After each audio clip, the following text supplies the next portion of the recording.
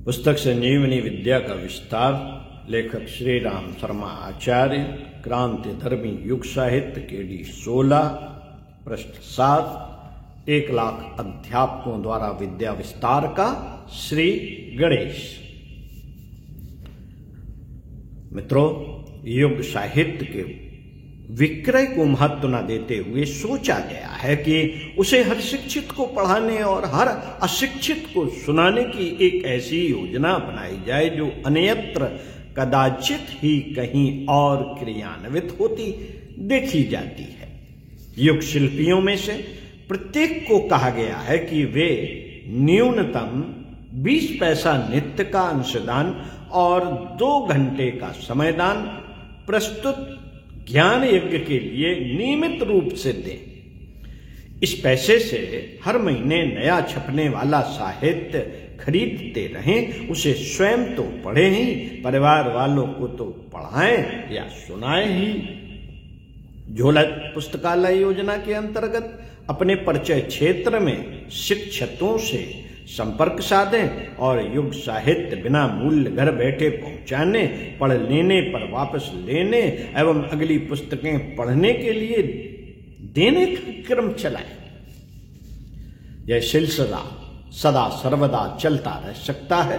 पढ़ने वाला बिना पढ़ों को सुनाता भी रह सकता है। 2 ऐसे व्यक्ति साथ जुड़े तो 100 शिक्षित सदस्यों को पढ़ाकर, 200 बिना पढ़ों को सुनाकर 300 की एक मंडली बना सकते हैं। उसका सुसंतुलन एक युग शिल्पी के 20 पैसे नित्य और 2 घंटे समयदान के माध्यम से बिना किसी कठिनाई के गतिशील रह सकता है।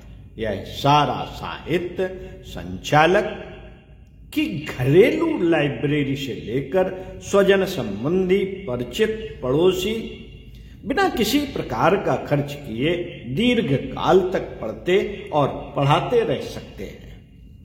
कहने सुनने में योजना अटपटी सी लगती है, पर कार्य करने वालों के लिए इस संसार में कुछ भी कठिन नहीं।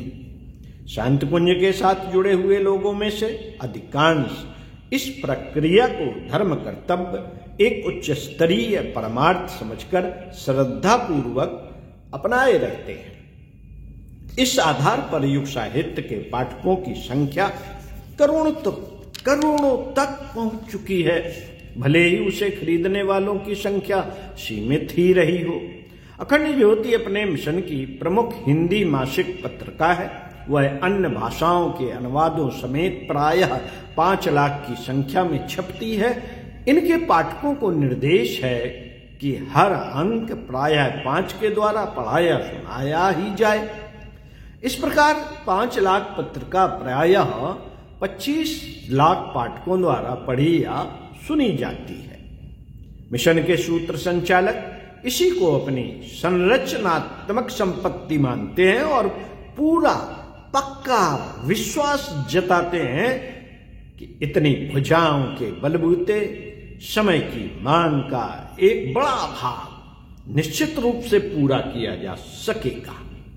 प्राचीन काल के विद्या विस्तारक न केवल छात्रों को पढ़ाकर छुटकारा पा जाते थे, वरन उन्हें ढूंढने, इकट्ठा करने, उत्साह भरने के कार्य दूसरों की सहायता की अपेक्षा किए बिना भी अपने बलबूते ही कर लेते थे। साधनों की, सहयोग की अपेक्षा तो हर काम में रहती है। विद्या विस्तार में उसके बिना ही काम चल जाए, यह नहीं हो सकता। इतने भर पर भी यह निश्चित है कि समर्थ चुंबक अपने इर्द गिर्द बिखरे लोहे के कणों को खींचने, संग घसीटने और अपने साथ चिपका लेने में अकेली क्षमता के बलबूते भी सफल होकर रहता है। विद्या विस्तार की अभिनव योजना के क्रियान्वयन में भी इसी तथ्य को मान्यता देते हुए समूचा ताना बाना बुना गया है। 25 लाख सिरों और 50 लाख भुजदंडों में से अधिकांश निष्क्रिय, निरुत्साहित रहें। संकीर्ण स्वार्थपरता की कीचड़ से इस आपत्ति काल की पुकार सुनकर भी बाहर न निकले,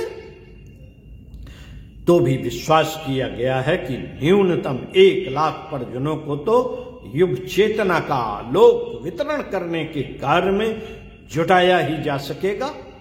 यह विश्वास भावुक कपोल कल्पना के आधार पर नहीं उभरा।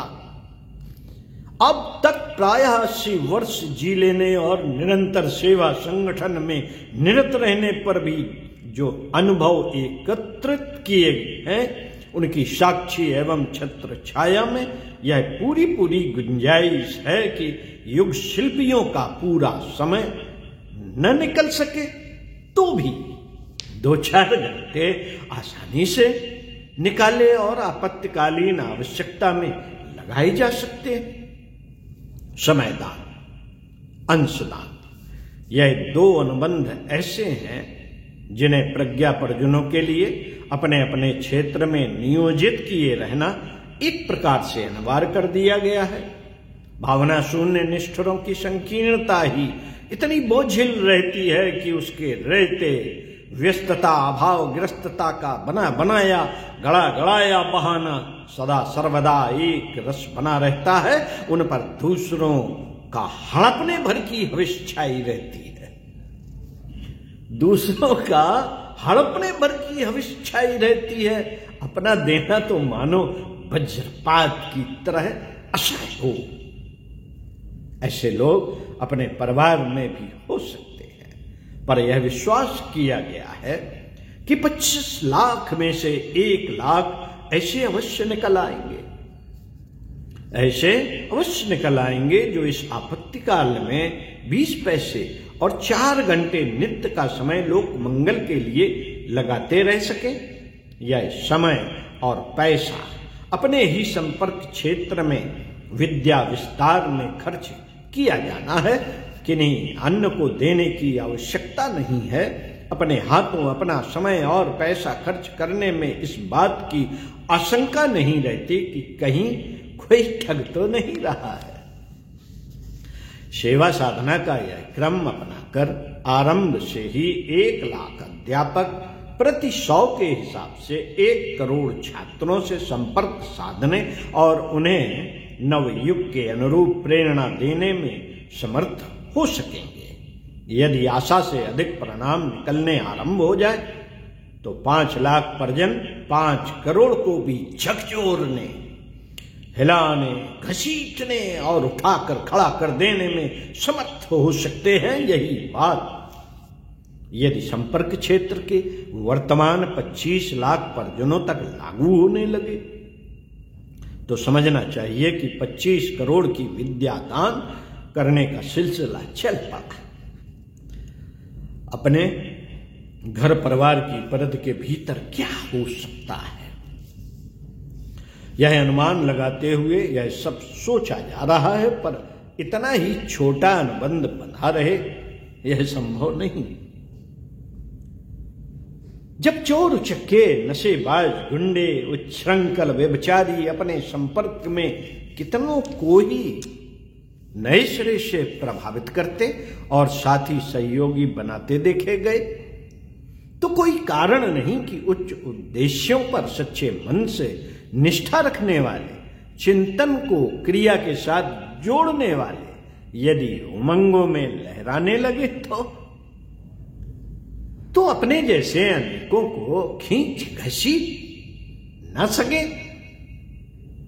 परिवार को बढ़ा न सके, ऐसा कैसे हो सकता है?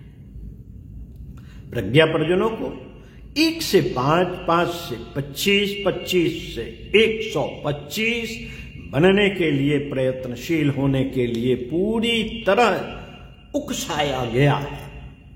1 से 5 की गुणन प्रक्रिया यदि सचमुच पिल पड़े तो 4-5 छलांगों में ही देश की 80 करोड़ जनता को सृजन चेतना से अनुप्राणित किया जा सकता है।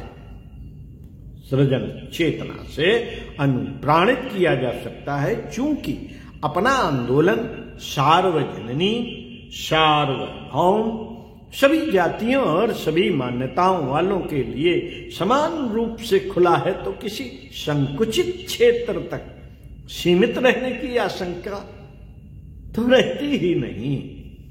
निष्कर्ष यही निकलता है कि युग चेतना सूर्य किरणों की तरह आरंभ कहीं से क्यों ना हो, अंततः विश्वव्यापी बनकर रहेगी। ओम शांति।